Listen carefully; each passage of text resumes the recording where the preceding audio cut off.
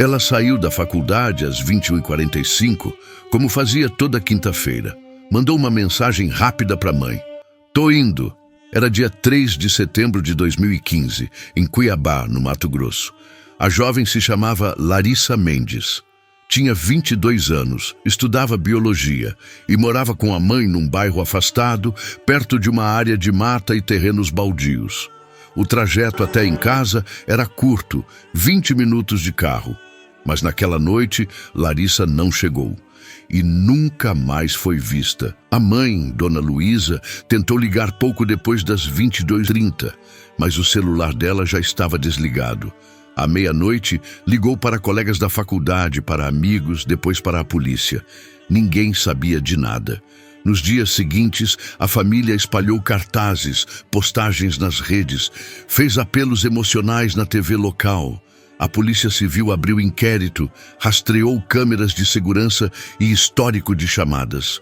A última imagem era do carro de Larissa, passando por um trecho da MT-251, indo em direção à Chapada dos Guimarães, uma região cercada por mata, cavernas e antigas construções abandonadas. Mas nada explicava o desvio. Ela não costumava ir por ali. Não havia motivos, simplesmente não fazia sentido. O carro nunca foi encontrado, nenhum vestígio de freada, nenhum sinal de violência. Apenas o desaparecimento. Aquele tipo de sumiço que parece ter sido arrancado da realidade. Aquele tipo de ausência que não deixa nem o silêncio em paz. A investigação durou 3 anos sem nenhum avanço. A polícia cogitou sequestro, envolvimento com grupos religiosos, fuga voluntária. Mas nenhuma dessas hipóteses fazia sentido. Larissa era discreta, estudiosa, reservada. Não tinha dívidas, não estava em nenhum relacionamento conturbado, nem apresentava sinais de instabilidade emocional. As buscas foram se tornando cada vez mais espaçadas. E a história dela começou a desaparecer dos noticiários como se estivesse sendo apagada aos poucos. Mas para a mãe, não.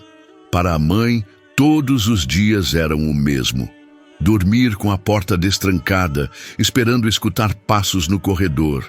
Acordar com o coração disparado no meio da noite por causa de um sonho que ela nunca conseguia lembrar.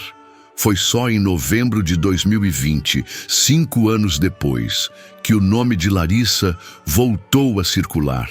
E dessa vez, por um motivo ainda mais macabro. Funcionários de uma empresa de limpeza foram chamados para drenar uma antiga fossa séptica, num terreno abandonado nos arredores de Chapada dos Guimarães.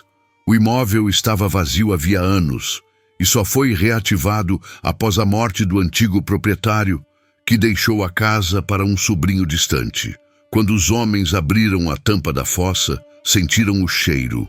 Mas não era o cheiro comum de esgoto ou de lixo acumulado. Era algo mais denso, algo que parecia vivo. O tipo de cheiro que você não consegue explicar, só sentir. Um dos homens chegou a desmaiar. Os outros chamaram a polícia ambiental, achando que se tratava de um animal morto em decomposição. Mas o que encontraram ali foi muito pior.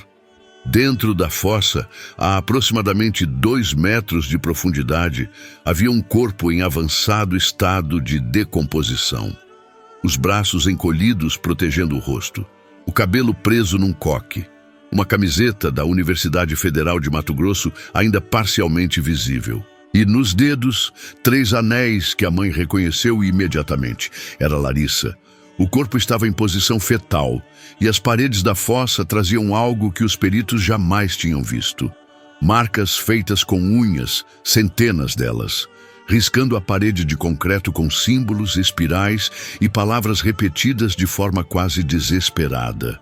A frase mais comum, escrita dezenas de vezes, dizia: "Eles olham por baixo, eles olham por baixo." A perícia confirmou. Ela estava morta havia pelo menos 4 anos.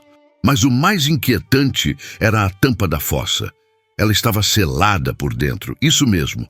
O mecanismo de travamento, que deveria ser empurrado de fora para dentro, tinha sido ativado de dentro para fora.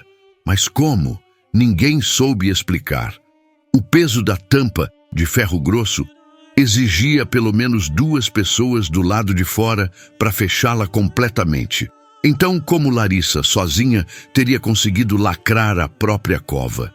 O laudo da causa da morte foi inconclusivo, mas os peritos encontraram queimaduras na traqueia, como se ela tivesse inalado alguma substância corrosiva. E uma observação escrita por um legista chamou a atenção dos investigadores. O corpo estava em avançado estado de putrefação, mas os olhos estavam preservados e abertos, congelados no que só pode ser descrito como puro terror. Durante a limpeza do terreno, a equipe encontrou também, dentro da casa, atrás de uma parede falsa no banheiro, uma pequena caixa metálica. Dentro dela havia uma fita cassete e um bilhete escrito à mão. O bilhete dizia: "Se escutar vozes vindo do ralo, feche tudo e reze para não ser o seu nome que elas chamam." A fita foi levada para a perícia. O áudio tinha 2 minutos e 7 segundos.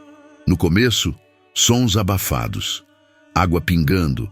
Depois, uma respiração acelerada, como se alguém estivesse em um lugar muito pequeno, tentando controlar o pânico. No minuto final, uma voz feminina, fraca, começa a repetir: "Não olha, não responde, não escuta." E no último segundo, um estalo seco. E silêncio. O que se seguiu foi ainda mais estranho. Um dos investigadores que ouviu a fita se afastou do caso poucos dias depois. Alegou problemas psicológicos. Disse que desde que ouviu a voz na gravação, acordava todas as madrugadas no mesmo horário, 3h11 da manhã, sempre com a mesma sensação de que tinha alguém sussurrando o nome dele atrás da porta do banheiro. A casa onde o corpo foi encontrado foi interditada pela justiça, mas moradores vizinhos começaram a relatar coisas estranhas. Cães que se recusavam a passar em frente ao portão, luzes piscando às madrugadas e um cheiro que parecia brotar do chão, mesmo sem fossa aberta. A mãe de Larissa nunca mais voltou a dormir no próprio quarto. Disse que às vezes o cano da pia começa a vibrar sozinho, como se tivesse vento dentro. E uma vez, ao abaixar para escutar, jurou ter ouvido uma respiração fraca, como se alguém estivesse esperando que ela respondesse. Até hoje, ninguém sabe como Larissa foi parar naquela fossa. Ninguém sabe como a tampa foi lacrada. Ninguém explica o que significam os símbolos nas paredes ou por que seus olhos ficaram abertos. Mas uma coisa é certa, ela tentou avisar. A última mensagem encontrada no rascunho do celular dela, nunca enviada, dizia: "Mãe, se eu não voltar, não deixa ninguém usar o banheiro. Tem alguma coisa morando ali. E ela sabe o meu nome." Você ainda acha que isso é só uma história? Você teria coragem de escutar uma voz chamando você pelo encanamento? Tem certeza que está sozinho agora? Comenta aqui embaixo se você acredita em presenças que vêm debaixo da terra.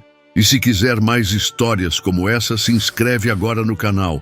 Mas pensa bem antes de dar descarga. Às vezes, o que mora lá embaixo está esperando por você.